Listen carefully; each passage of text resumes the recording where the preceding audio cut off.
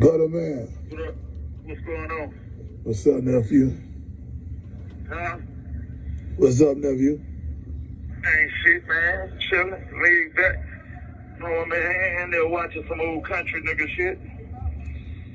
You stand up? You know, in the cell, I was in the cell watching some old country shit. What you was watching? A little show called Mountain Man on History Channel. You ain't talking about Brokeback Mountain, is you? Hell no. We don't get no.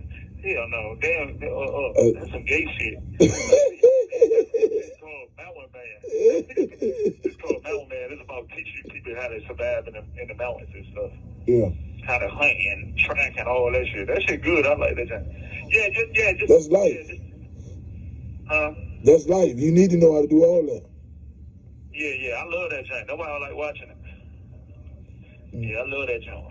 That should have been coming on for years. I've been watching it for years. Hey, so what's going on? I'm on Birdstein Entertainment going live right now. Welcome. Okay, who in there with you? By myself.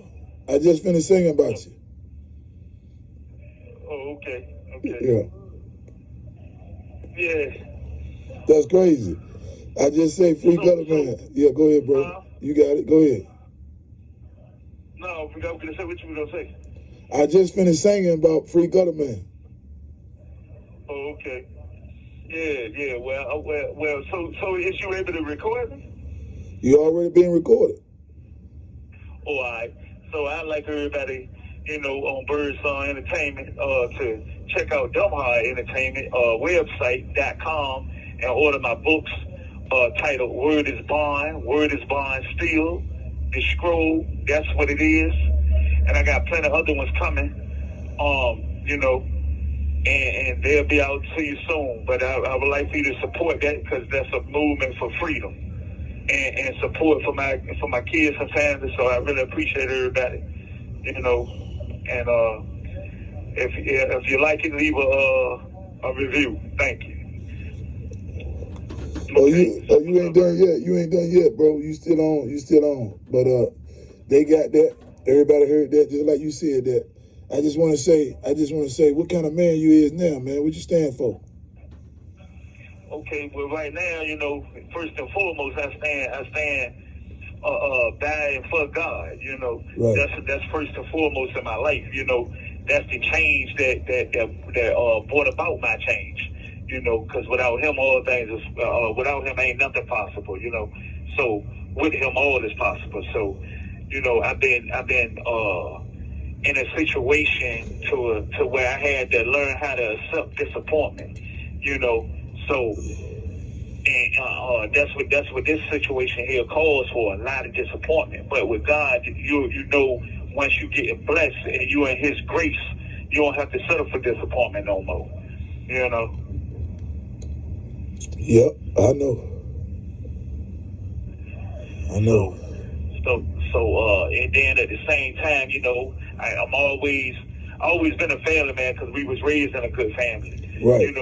But now that I have my own family as a father and as a provider for my wife and things of that nature, it has also let me know that, okay, now a man, as far as being a man, you got to be willing to take some bullshit to be able to feed your family. So if you on that job site and things ain't going right, you can't let your frustrations or anger get the better of you. Well, like I was explaining to my homeboy the other day, I tell him on the yard, we scroll in the yard. So I tell him, I say, after a man do 21 years in prison or 27 years in prison, the first question they ask him is, when he releases, is you mad?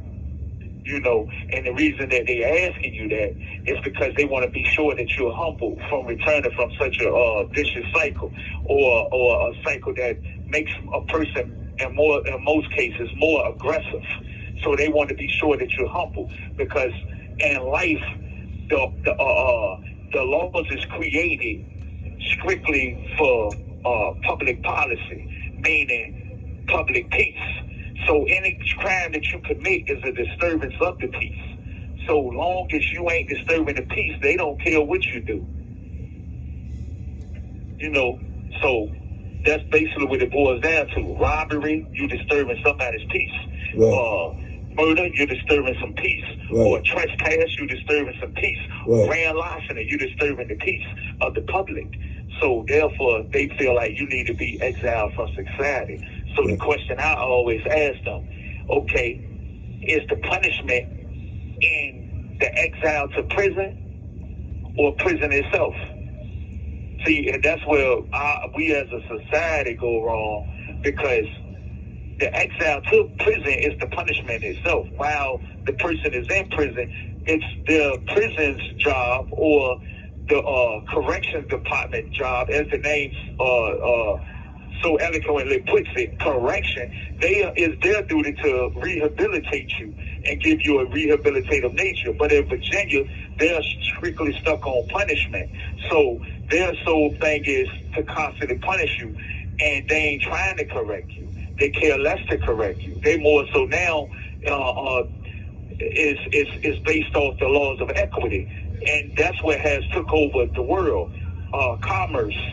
So now they want to profit off of you, because now, again, you was disturbing the peace of the government by not contributing to society throughout the economy. And if you won't help in the economy, then you was in the way because you don't pay taxes. So now you again disturbing the peace, because here you are, you broke. You don't own no land, you don't own no home or nothing. And since you can't pay taxes and you don't own nothing and you don't want to contribute to the workforce, what we're going to do is we're going to incarcerate you. So now we can get $30,000 a year for you to sleep in a prison bed. And that's what it's, and that's what now your crime has now turned to you being dealing in destitution. You are now dealing in servitude. The 13th Amendment say you're a slave once you're a prisoner. So therefore, we're going to profit off of you because you refuse to profit for the government. You know? Yeah, that's deep.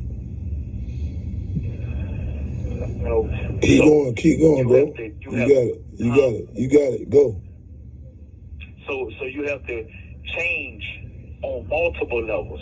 You have to change mentally, spiritually, financially, physically, you know, and know how to compartmentalize emotions. See, a lot of people walk around saying they're gangster, but they don't understand that a gangster is nothing but a gentleman who is smart and willing to go to the furthest extent to provide for whatever it is he's dealing with. However, you know, in today's time, you can't commit crime because the consequences are severe. They are already killing guys with their hands up, so they definitely don't mind killing you by slamming that gravel and telling you life. Going through life, going through 20 years, going through 30 years. That's another death sentence. You know what I'm saying? Yeah. Regardless of how long it may be, because nobody said death had to be temporary or permanent. You know, so it decides how long you want to die. You know, because if you're going temporarily, you're temporarily dead, and you're codependent on people in society to keep you alive. You know, so once you're gone for so long, the society can declare you as deceased.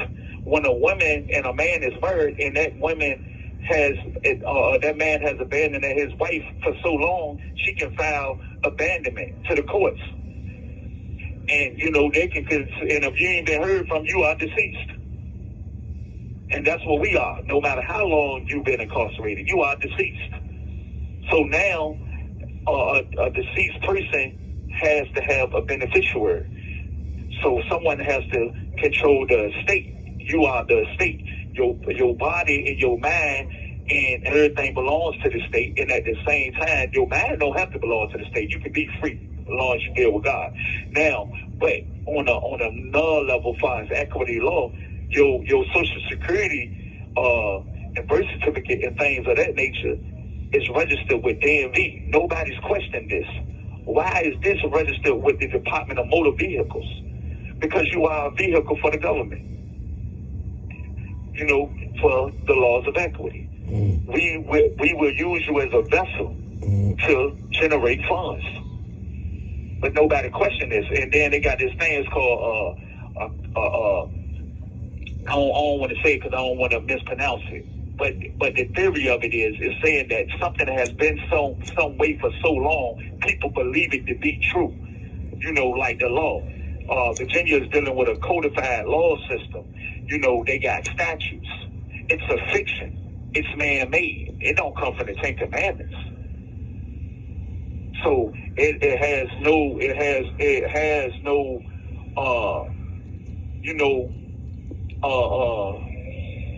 birthright far as essence dealing with man. You know, dealing with God is a birthright. Every man has a right to deal with God. Because that's your birthright. That's deep. You know what I'm saying? Yeah.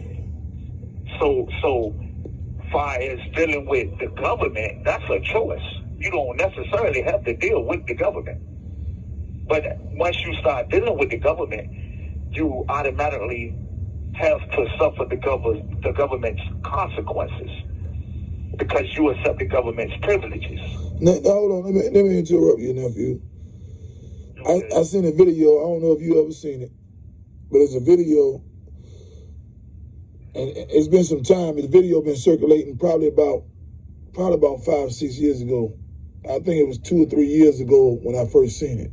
But anyway, the video was a man in a white truck, and I think he was in New Jersey. I don't know where he was at, but there was a whole lot of cops behind him. It was probably about 10 cops, and he wouldn't get out of his car. He cut his car off, and he started waving the flag out the door, and he started cussing the people out. Y'all don't have dominion over me. Y'all don't have dominion over me. And he was going off. And the police didn't mess with him. He didn't get shot. He didn't get killed. You know, he drove off and was still cussing and fussing on the way as he was driving off. And never showed his license, never got out the car, never got yanked out the car. How did that happen? Well, it depends. You know, he might have had CC license plates, you know, consular tags, like similar to diplomatic immunity tags. You know, he probably knew his sovereign rights. So as a sovereign, you know, you have the right to govern yourself, similar to the Indians on reservations. You know, where I wouldn't like to say Indians, I say Native Americans, because that's disrespectful to them. But you know, they have immunity from certain things, and we have, like, you don't need a driver license to travel in America. Every man has the right to travel the roadways. So for you to tell me I need a license is just, you know, it's control. It's another privilege. It's another control factor. I willingly accept it. Yeah. So you have to learn how to come from under these things. But it's telling you basically is like this. You have to know how to utilize the government to your advantage. But once you're using the government, you are setting yourself up for certain penalties from the government. So you got to decide which penalties you want to fall victim to and which ones you don't. Well, let me ask you this. I heard a wise man say, and he was real wise, according to me. This guy had a lot of information, just like you do, and he was saying something like, when you say you black, when you call yourself black, you put yourself under their commandment.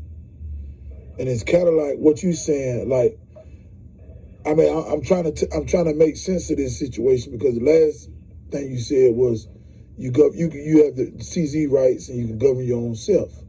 So when this brother was talking, he was very informative, and he seemed like he was deep. He had knowledge. He seemed like he knew what he was talking about. And he said, every time we call ourselves black, we put ourselves under their command. Right. Right. You see, right? It's a lot of them key words. It's a lot of key words that'll put you right back in servitude, meaning slavery. Now, the word citizen. Look these words up in the Law Dictionary, and they'll tell you what they mean.